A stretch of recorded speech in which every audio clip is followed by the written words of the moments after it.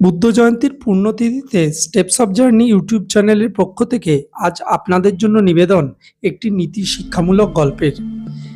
একদিন একটি বৌদ্ধ মঠে এক বৌদ্ধ ভিক্ষু তার গুরুকে এসে বললেন যে তিনি এই মঠ ছেড়ে চলে যেতে চান, কারণ এই মঠে অনেক ভিক্ষু রয়েছেন যারা ধর্মালোচনার বাইরে অন্য বিষয় নিয়ে বেশি আলোচনা করেন, ফলে তার ঈশ্বর সাধনায় ব্যাঘাত ঘটছে।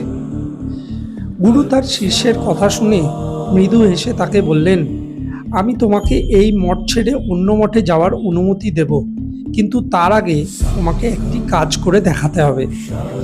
এই বলে গুরুদেব এক চামচ জল তার হাতে দিয়ে বললেন, যাও, এই জল সমেত চামচ নিয়ে এই মঠকে একবার প্রদক্ষিণ করে এসো, কিন্তু খেয়াল রেখো এক ফোঁটা জলও যেন চামচ থেকে বাইরে না পড়ে। খানিকক্ষণ পর শিষ্যটি গুরুর কাছে এসে খুশি মনে গুরুকে বললেন, আমি আপনার দেওয়ার কাজটি যথার্থভাবে সম্পন্ন করেছি। তখন গুরুদেব তার শিষ্যকে প্রশ্ন করলেন, তুমি কিভাবে এই কাজটি করতে পারলে? শিষ্য তখন উত্তরে বলল, গুরুদেব, আমি এই কাজটি করার জন্য পূর্ণ মনোনিবেশ করে এটি সম্ভব করেছি। গুরুদেব তখন বললেন, দেখো, বাইরের এত কোলাহল সত্ত্বেও তুমি এটি সফলতার সাথে করেছ। শিষ্য তখন বলল, আমি সমস্ত একাগ্রতা নিয়ে কাজটি করছিলাম, আমার অন্য কোনো শব্দ শোনার সময়ই ছিল না।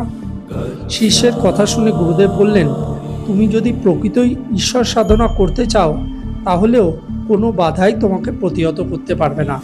মনে রেখো, পৃথিবীর যে কোনো স্থানেই তুমি যাও না কেন, সব জায়গাতেই কিছু অসৎ ব্যক্তি তুমি পাবে যারা তোমাকে তোমার লক্ষ্য থেকে বিপদে চালিত করবে।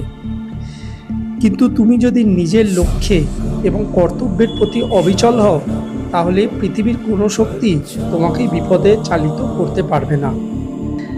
তাই এই কথাটি আমাদের প্রত্যেকের জীবনের ক্ষেত্রেও যথার্থ সত্য যে আমরা যদি কোনো লক্ষ্যে অবিচল থাকি, তাহলে কোনো বাধাই আমাদের সেই লক্ষ্য থেকে সরাতে পারবে না।